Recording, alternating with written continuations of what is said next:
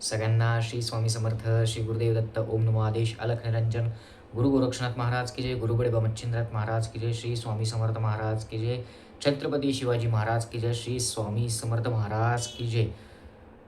आज आपलं मार्गदर्शन कशावर आहे तर जपावर आहे. जप आपण माळेवर करावा की आजकाल बाजारामध्ये नवीन यंत्र येतात म्हणजे काउंटर, तर त्याने करावा. कशाने जप करावा याचा खुलासा आहे आज.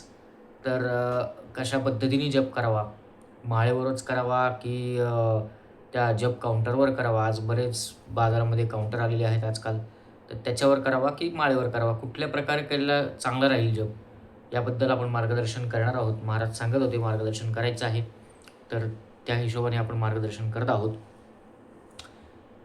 तर चॅनलवर नवीन असाल, आपल्या चॅनलचं नाव आहे यूट्यूब चॅनल दत्तछंद. दत्त महाराजांचं चॅनल आहे, स्वामी महाराजांचं चॅनल आहे, नाथ महाराजांचं चॅनल आहे. तर चॅनलवर नवीन असाल तर अवश्य सबस्क्राईब करा, म्हणजे येणार नवीन व्हिडिओ श्री स्वामी समर्थ महाराजांचे, दत्त महाराजांचे, नाथ महाराजांबद्दल माहिती, नवनाथ महाराजांबद्दल माहिती, नवनाथ पारायणाबद्दल माहिती, गुरुचैत्र पारायणाबद्दल माहिती, दिंडोरी प्रणित मार्गाबद्दल माहिती आपल्याला मिळेल. तर आध्यात्मिक माहिती जी असते ती सगळी आध्यात्मिक माहिती आपल्याला बऱ्यापैकी देण्याचा आपला मानस असतो. तर महाराजांच्या आशीर्वादाने, दत्त महाराजांच्या आशीर्वादाने आपण हे चॅनल सुरू केलेलं आहे. तर अवश्य सगळ्यांनी जास्तीत जास्त सबस्क्राईब करा, ही सगळ्यांना विनंती आहे. तर आपण मार्गदर्शनाला सुरुवात करू. बघा, आता आजकाल जप करताना, आता माझा एक मार्गदर्शन मी केलेलं आहे, मागे महाराजांनी केलेलं आहे. मार्गदर्शनाचा एक व्हिडिओ आहे, एक जपाचा, जपमाळ कशी जपावी याबद्दल तो व्हिडिओ आहे, याबद्दल ते मार्गदर्शन आहे. तर त्याला जवळजवळ 28,000च्या पुढे लोकांनी पाहिलेलं आहे, व्ह्यूज गेलेले आहेत. तर तो अवश्य सगळ्यांनी बघावा, ही सगळ्यांना विनंती आहे. आणि त्याची लिंक जी आहे ती मी या व्हिडिओच्या खाली डिस्क्रिप्शनमध्ये देईन, तर तो सगळ्यांनी अवश्य बघावा. 2 भागामध्ये आपण तो व्हिडिओ बनवला आहे. पहिला भाग आहे जप कसा करावा, दुसरा आहे त्याचे नियम काय आहेत. तर पहिल्या भागाला जवळजवळ 28,000च्या पुढे व्ह्यूज गेलेले आहेत. तर 28,000च्या पुढे लोकांनी पाहिलेलं आहे. तर आता आपण मार्गदर्शन काय करणार आहोत की माळेवर जप करावा की काउंटरवर. आता हे बघा, तुम्हाला सांगतो मी, बाजारामध्ये हे नवीन नवीन असे काउंटर येतात, बरोबर. हे असे काउंटर आहेत, म्हणजे काउंटरवर जप करावा का माळेवरच करावा, कुठल्या पद्धतीने केला तर चांगला राहील जप. आपलं शास्त्र काय सांगतं, शास्त्राचा आधार काय आहे.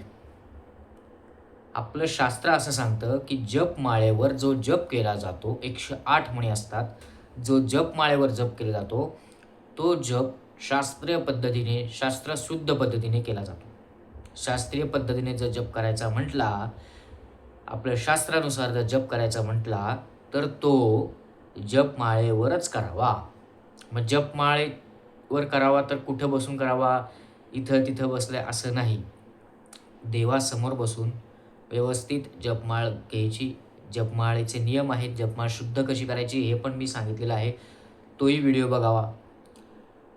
त्याच्यानंतर ती पहिली जपमाळ शुद्ध केली पाहिजे. आपली गाडी जशी असते, आपण महिन्याला 2 महिन्याला सणवाराला धूळ स्वच्छ करतो गाडीवरची, सगळं मळब निघून जातं गाडीवरचं, सगळी घाण चिखल सगळं निघून जातं. तसं माळेलाही, माळ ही आपण ज्याच्यावर जप करतो तो आपला आत्मा आहे. लक्षात घ्या, आपली माळ ही आपला आत्मा आहे.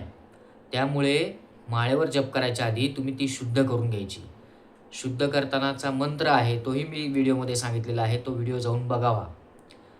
आणि जपमाळ शुद्ध झाली की जप चालू करायचा. तर माळेवर जेवढा जप कराल तेवढा चांगला.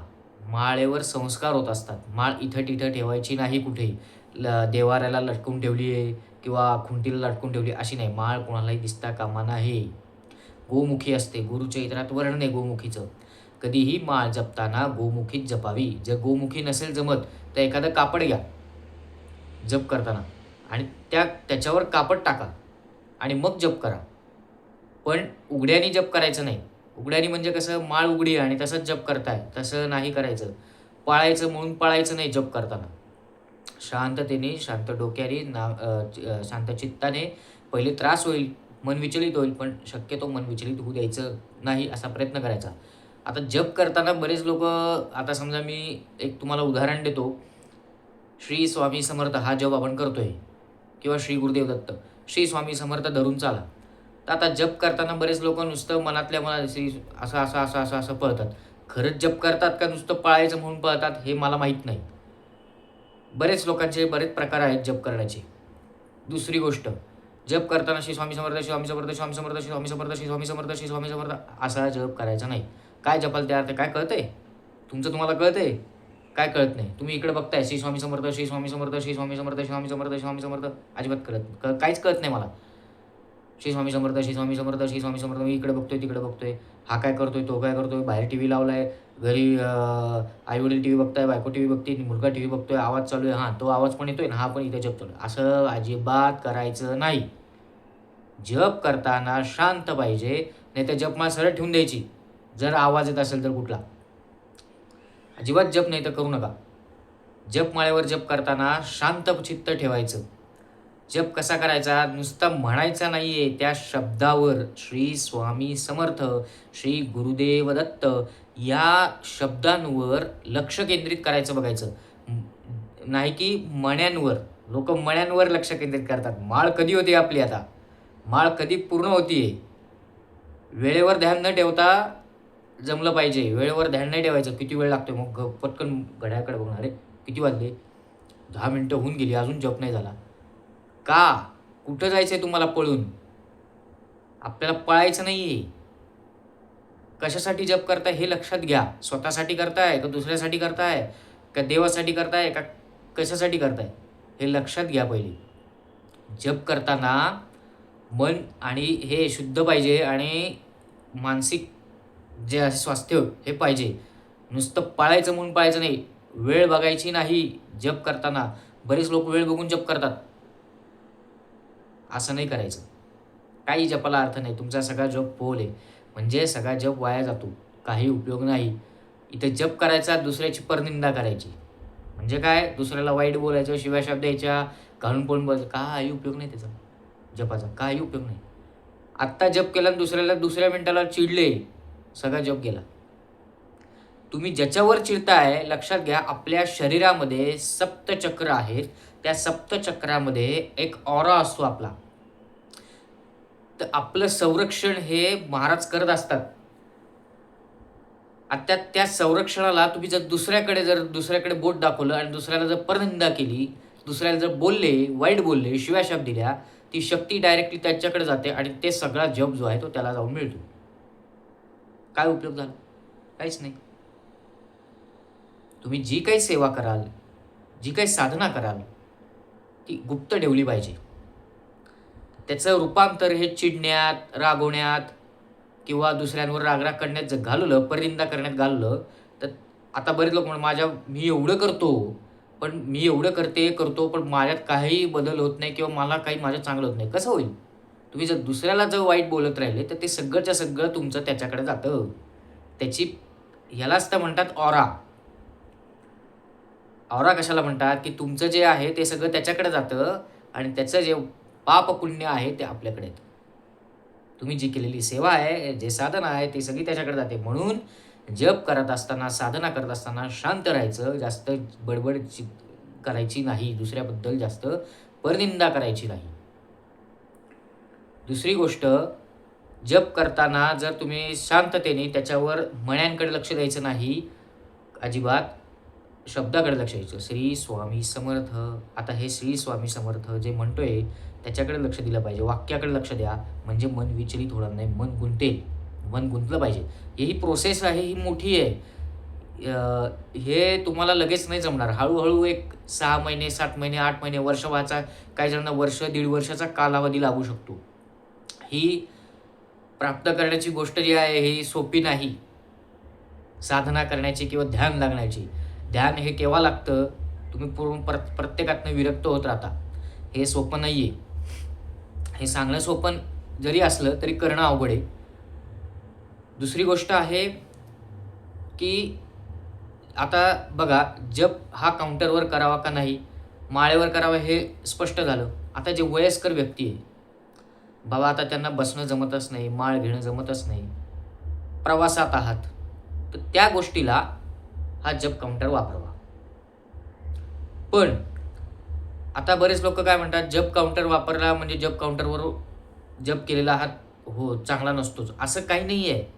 शेवटी बघा, तुमच्या मुखातनं जप येणं महत्त्वाचं आहे. मनात जप होणं महत्त्वाचं आहे. मग त्याला कारणीभूत काय आहे? माळ किंवा काउंटर. आपण फक्त साधनं वापरतोय. समजलं का? वयस्कर व्यक्ती आहे किंवा तुम्हाला प्रवासात आहे, प्रवासात तुम्ही माळ घेऊन जाऊ शकता का? नाही घेऊन जाऊ शकत.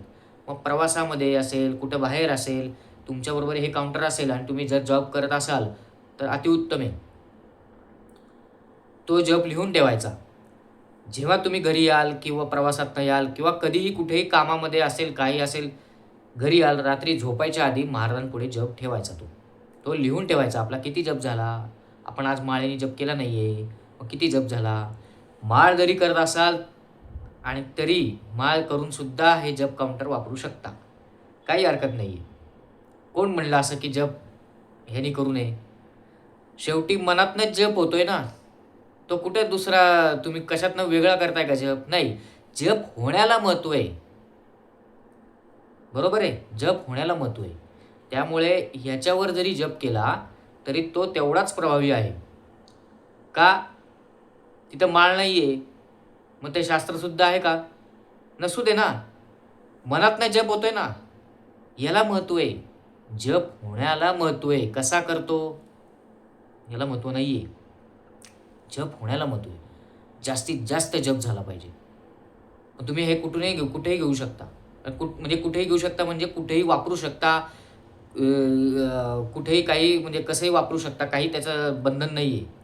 माळेला बंधनं आहे. माळ तिथंच वापरायची, तिथंच ठेवायची, तिथंच व्यवस्थित वापरून व्यवस्थित ठेवायची. माळेवर करत असाल तर माळेपुरतं ठेवा. काही हरकत नाही आणि तुम्हाला बाहेर कुठं वापरायचं असेल तर हे वापरू शकता. विदाऊट माळ चांगला तुम्हाला पर्याय आहे. पण जप हा झाला पाहिजे. आजचं मार्गदर्शन याच्यावरच होतं, जपावरचं. कसा जप करावा म्हणण्यापेक्षा जप माळेवर करावा की ह्याच्यावर करावा हीच लोकांची शंका होती. तर ते आज दूर करायची होती, ती मार्गदर्शनातर्फे आज दूर केलेली आहे. तर झालेली सेवा मी महाराजांच्या चरणी रुजू करतो. श्री स्वामी समर्थ, श्री गुरुदेव दत्त. ओम नमो आदेश, अलख निरंजन. गुरु गोरक्षनाथ महाराज की जय, गुरु बडेबा मच्छिंद्रनाथ महाराज की जय. श्री स्वामी समर्थ.